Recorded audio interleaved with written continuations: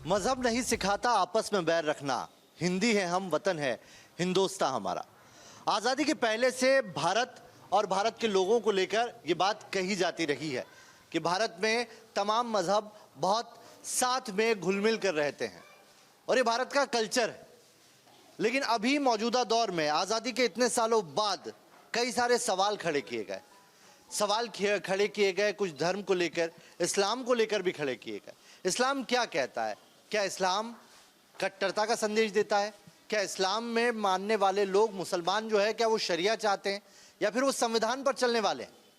क्या वो जो मुद्दे जो सुनाई देते हैं वो आम लोगों के, मुसलमानों से भी ताल्लुक़ रखते हैं? क्या वो जो भड़काऊ बयान जो आते हैं उनसे आम लोगों का कुछ लेना देना है?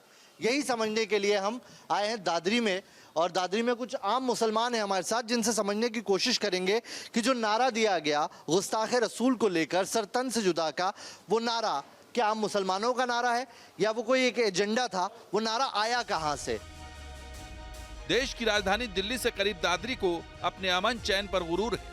अच्छा भी है कि यहाँ लोगों ने इंसानियत का दामन अब तक नहीं छोड़ा है। अब हमारे शहर दादरी में, हम बस्ती में सब लोग एक साथ रहते हैं। हमारे हिंदू लोग भी हैं, मुसलमान भाई भी हैं। हमारे अंदर कोई लड़ाई झगड़ा, कोई ऐसा अंदेशा नहीं। लोग तो यही कहते हैं कि बस इतना हासिल हुआ है मजहब से कि इंसानियत में दरार बढ़ती जा रही है, चिंताओं का बोझ भारी होता जा रहा है। सलीम भाई, अभी मौजूदा दौर में जो देश में चल रहा है, आपको लगता है कि जो भाईचारा है इसमें दरार आई? जी, दरार है, थोड़ी सी आई भी। क्या वजह क्या है? वजह यही है, बस थोड़ा सा ये देश में थोड़ा सा इस तरह हिंदू मुस्लिम का थोड़ा विवाद सा चल रहा है, इस वजह से थोड़ा सा दरार आई हुई है। वरना हिंदुस्तान में एक ही धर्म है, सारे लोग अपने अपने धर्म को मानने वाले हैं। हिंदू को मानना है धर्म, मुसलमान को मानना है, लेकिन भाईचारा एक है सब। लेकिन अब थोड़ी सी इस मौजूदा हालत में थोड़ी सी हिंदू मुस्लिम का थोड़ा, इसके लिए जिम्मेदार कौन है? मैं इसलिए कह रहा हूँ, देखिए बहुत सारी चीज़ें दिमाग में रखिएगा। जिम्मेदार वो भी रखिएगा कि उदयपुर में जो हुई घटना उसके बारे में भी सोचिएगा, और जो जुमे की नमाज के बाद जो लोग निकले थे वो भी दिमाग में रखिएगा, और जो लोग भगवा झंडा लहराते हुए निकले वो भी दिमाग में रखिएगा। मैं ये कह रहा हूँ कि जिम्मेदारी हमें हमारी लेनी होगी, किसी को किसी की लेनी होगी, लेकिन समझना पड़ेगा कि इसके बीच में, मूल में, नींव में है कौन। देखिए, मेरी तो राय ये है कि जिस तरीके से आप बता रहे हो कि समझदारी, बस यही है। कुछ बच्चे इस तरह अनसमझ हो जाते हैं, जो कोई दूसरे इंटरफेयर कर देता है, लोग बाग जो इस तरीके से भड़काऊ भाषण कोई दूसरा कर देता है। लेकिन हमारे मुस्लिम भाई तो ये नहीं चाहेंगे। दादरी के मुसलमानों में भी नूपुर शर्मा के बयान को लेकर वही सवाल हैं। तर्क यही है कि नफरत फैलाने वालों को कानून सजा दे।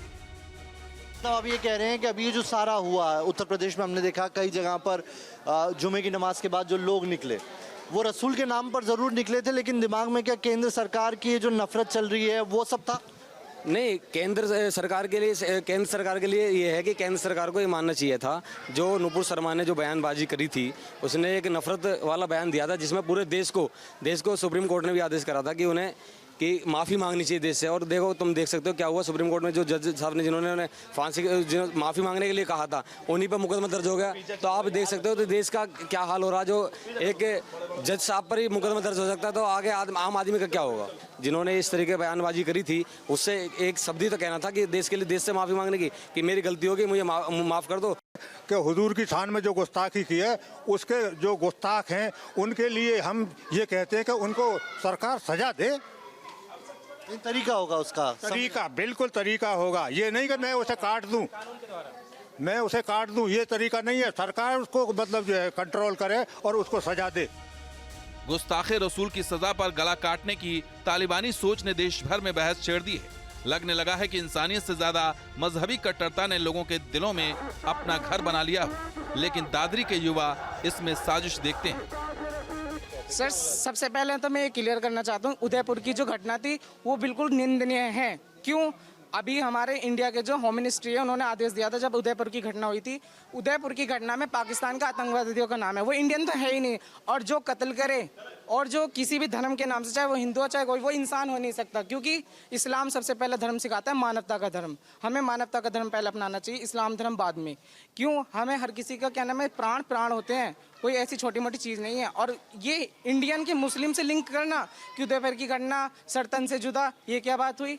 तन से जुदा नारा कहाँ से आ गया है? सर ये एक एजेंडा है, जो प्रोपोगेंडा है, जो पाकिस्तान हमेशा हमारे अगेंस्ट चलाता है। आप जाके चेक कर सकते हैं कि होम मिनिस्ट्री ने डिक्लेयर किया है कि वो जो 2 आतंकवादी हैं जो उदयपुर की घटना पे जो कन्हैया लाल का जिसने कत्ल किया था, उसका लिंक पाकिस्तान के एक ऐसी संस्था से है जो ट्रेनिंग देता है अल जिहाद की।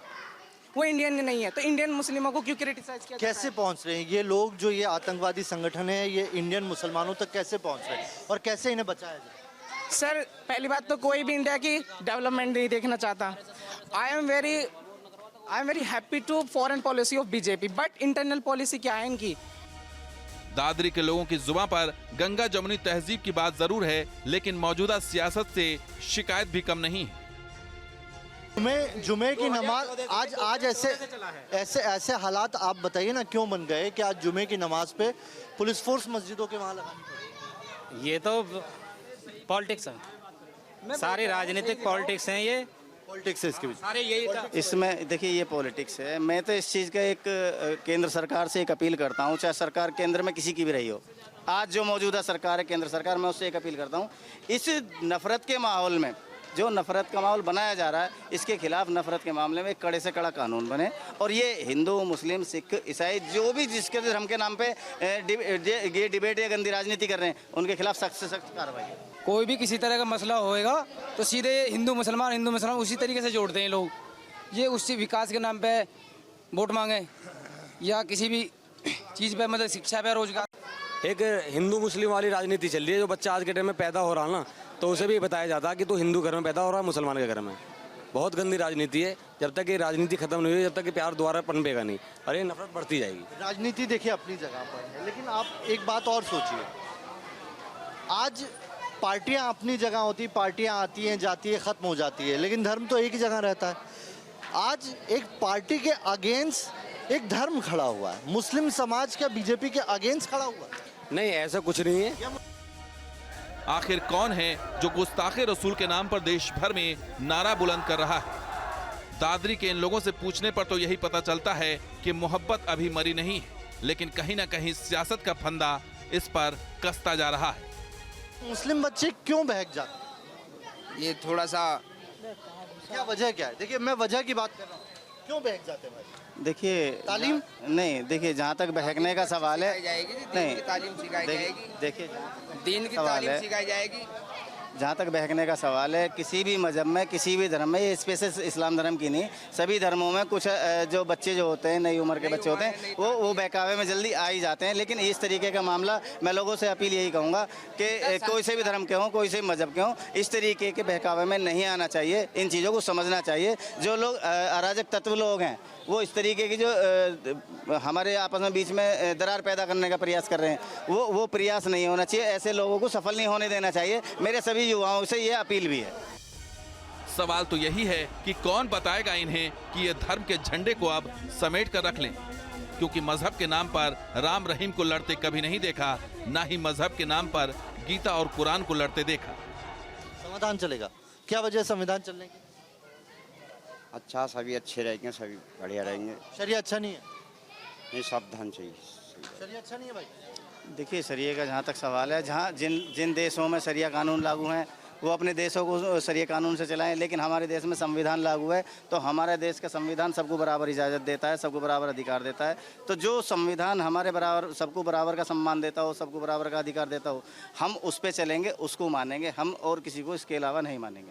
ठीक है, तो दादरी में हमने एक छोटी सी चौपाल लगाई थी और यहाँ पर खुल के हमारी बात हुई, तमाम मसलों पर बात हुई और हमने समझने की कोशिश की कि अभी मौजूदा दौर में जो आम मुसलमान है वो क्या सोचता है। संविधान पे भी बात हुई, शरिया पे भी बात हुई और बात सर तन से जुदा करने वाले नारे पर भी हुई। ये कहा गया कि ये नारा पाकिस्तान से भारत आया, अब कैसे आया ये एजेंसियों को जांच करने की ज़रूरत है। वीडियो जर्नलिस्ट अमित मांझो के साथ नवेद कुरैशी, न्यूज़ नेशन से दादरी की।